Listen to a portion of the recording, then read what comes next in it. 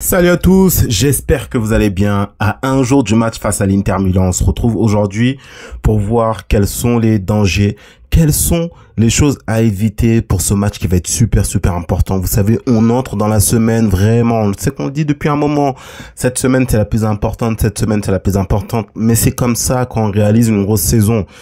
Plus on avance, plus les semaines vont être de plus en plus importantes, mais là réellement on est dans la vraie semaine, dans la semaine qui est vraiment la plus importante de toutes les semaines du Barça. Pourquoi?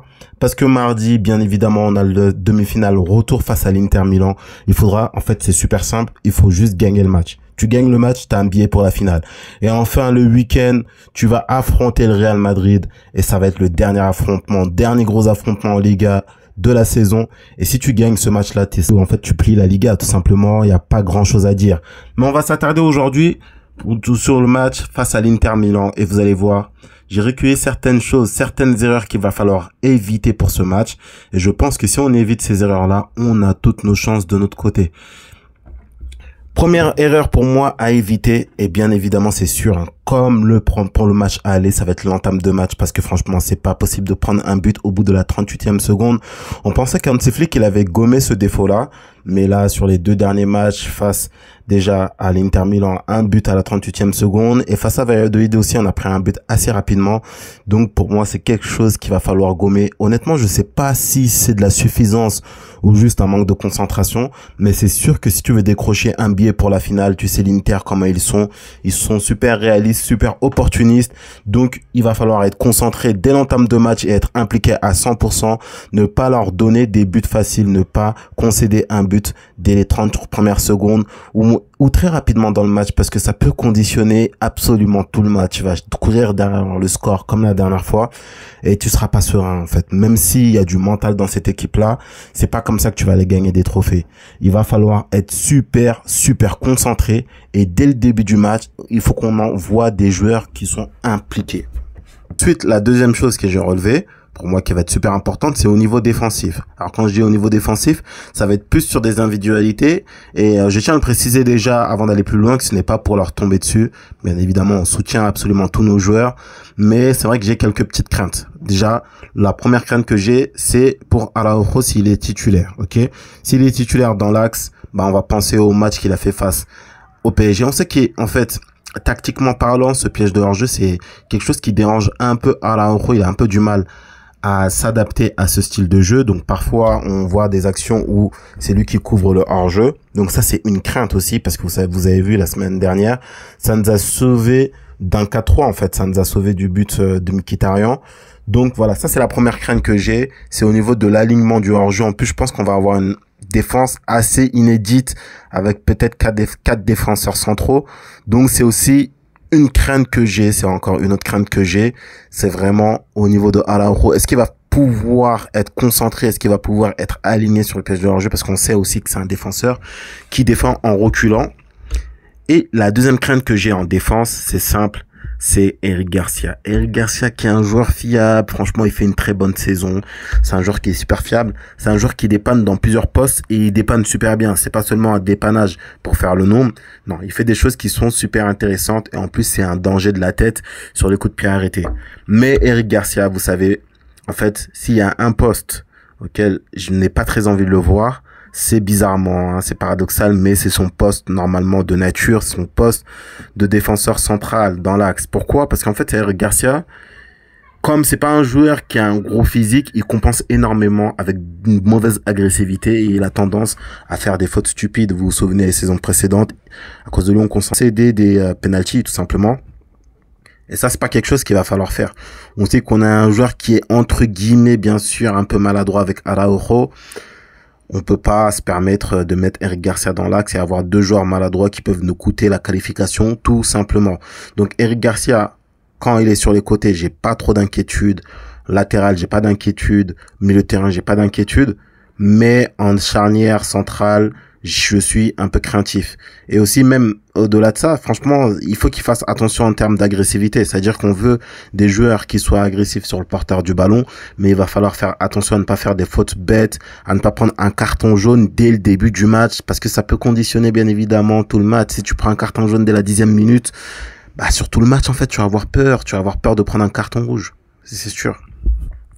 Ensuite, là, une autre chose qui me fait un peu peur pour ce match, c'est un peu en lien avec justement avec les deux défenseurs, c'est les cartons rouges. On sait que depuis le début de saison, franchement, on a pris pas mal de cartons rouges. Les joueurs, ils ont pris pas mal de cartons rouges et c'est pas forcément que les défenseurs. Hein. Ah, les gardiens, ils ont pris. Chesney, il a pris un carton rouge. Eric Garcia aussi, quand il a joué en milieu de terrain. Alors, le match face à Monaco, même si c'était la faute à Ter Stegen, il avait pris carton rouge. Fermin Lopez, il a déjà pris carton rouge en Liga. On a des joueurs qui prennent des cartons rouges parce que c'est une équipe qui presse, qui est super agressive. Et en fait, parfois, franchement, c'était une chose qui me faisait un peu peur. Parce que pourquoi? C'est une équipe qui va s'installer dans le moitié de terrain adverse. Il y a des transitions. Bah, les joueurs, parfois, pour couper la transition, ils vont faire des fautes, entre guillemets, qu'on appelle des fautes intelligentes, pas intelligemment. Et j'ai peur, en fait, de ça. J'ai peur de prendre un carton rouge mais par contre, pour cette chose-là, je me dis que l'Inter aussi peut concéder un carton rouge. Parce que vous avez vu comment c'était chaud la semaine dernière, hein, avec Lamine Yamal.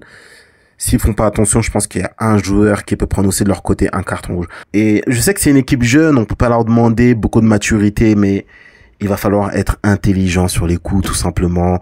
Quand il y a des transitions, il va falloir être intelligent et faire confiance aussi à ses coéquipiers qui sont derrière. Prochaine chose qui me fait un peu peur aussi, laquelle je me dis que si le Barça n'est pas concentré dans ce domaine-là, ça peut être dangereux, c'est les milieux de terrain, tout simplement, comme Frenkie de Jong, beaucoup moins Pedri, parce que Pedri, il a pas tendance à perdre beaucoup de ballons, mais les sauts de concentration que Frenkie de Jong peut avoir de temps en temps, qu'on pointait du doigt avant, qu'on a vu un peu face à Valladolid, hein, tout simplement, même si son match face à l'Inter Milan, il est bien son match, hein, face à l'Inter Milan. Mais je me dis que parfois, en fait, si tu le rentres dedans et si tu le presses et que tu le surprends, bah, ça peut être dangereux tout de suite. Tu récupères une balle dans l'axe, en fait, ça peut être super dangereux. C'est quelque chose qui me fait peur, mais pas si peur que ça, parce que je pense que vraiment, Frenkie de Jong, je lui fais vraiment, vraiment confiance. Ensuite, si on monte encore un peu plus, là, ça va être sur le poste, entre guillemets, de numéro 10, même si c'est pas vraiment un numéro 10. Ça va être si Olmo joue. Olmo, on lui fait confiance, mais on sait que, à cause du fait qu'il se blesse énormément, il a pas énormément de rythme. On ne sait pas le visage qu'il va avoir demain s'il est titulaire demain pour le match, et même si c'est Fermin Lopez, en fait, hein. Les deux, même Fermin Lopez, il fait des semaines qui sont assez intéressantes, mais on sait que parfois il a tendance à tergiverser devant les cages, donc c'est quelque chose qui peut me faire un peu peur. Et Dani Olmo, en fait, tout simplement, est-ce que il va pouvoir peser dans ce match-là face à l'Inter Milan? Enfin, sur les lignes d'attaque, comme je vous l'ai dit sur la vidéo d'hier, hein, où je vous disais que Rafinha, je pense qu'il va avoir du mal à briller parce que si Baldé ne joue pas, ça va être très très compliqué pour lui de se faire voir, même s'il peut être très très dangereux avec des frappes de loin ou alors dans des transitions. Bah, je me dis que dans l'animation, quand on va être dans la moitié de terrain adverse, si on enlève les transitions, je vois mal comment Rafinha peut briller. Après, bien sûr, dans les transitions, je pense qu'il peut être super important, super intéressant, parce qu'en plus, sur le côté gauche, il va avoir quelqu'un qui fait des très très bonnes passes, très bonnes transversales en la personne d'Inigo Martinez. Donc voilà, c'est un point aussi à nuancer.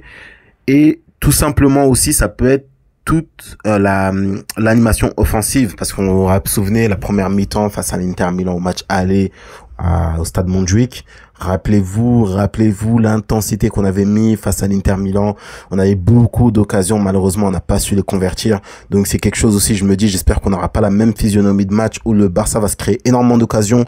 Ils vont pas réussir à convertir ces occasions-là et que l'Inter va se procurer une demi-occasion, même une fausse occasion, ils vont marquer le but. C'est un peu un point aussi qui peut nous faire peur, mais bon, écoutez, on fait confiance à l'équipe. Bien évidemment, je souligne certaines choses dans cette vidéo, ça veut pas dire que j'ai peur ou etc. Non, je me dis juste que ces choses-là peuvent être des choses qui peuvent être dangereuses pour l'équipe, mais je fais confiance absolument à l'entraîneur et à l'équipe, et je pense qu'on a largement les armes pour remporter ce match et pour se qualifier en finale de Ligue des Champions. On l'a montré sur le match aller, franchement. Regardez, même si en fait, parfois, quand on regarde le résultat, tout simplement, quand on voit qu'il y a eu 3-3 au final, on peut être déçu, on a tendance un peu à oublier comment le match il était. Mais franchement, à un moment, l'Inter faisait peine à voir, ils arrivaient même pas à ressortir les ballons. Et rappelez-vous, il y a plusieurs fois, on a dû leur enlever les touches. Franchement, ça faisait longtemps que j'avais pas vu ça, parce qu'ils savaient même pas à qui faire la passe, en fait. Et dès la 40e, dès la 30e minute, ils étaient déjà en train de perdre du temps. Franchement, c'est ce qu'on avait vu Le Barça, le visage qu'ils ont eu, franchement, il faisait énormément peur. Donc, je vous le dis, je fais confiance à l'équipe, mais je me dis qu'il y a certaines choses, il y a certaines physionomies du match qui peuvent te faire peur. Mais si tu enlèves tout ça, si l'équipe elle est impliquée, ils sont en mission, on sait qu'il y a énormément de mental dans cette équipe.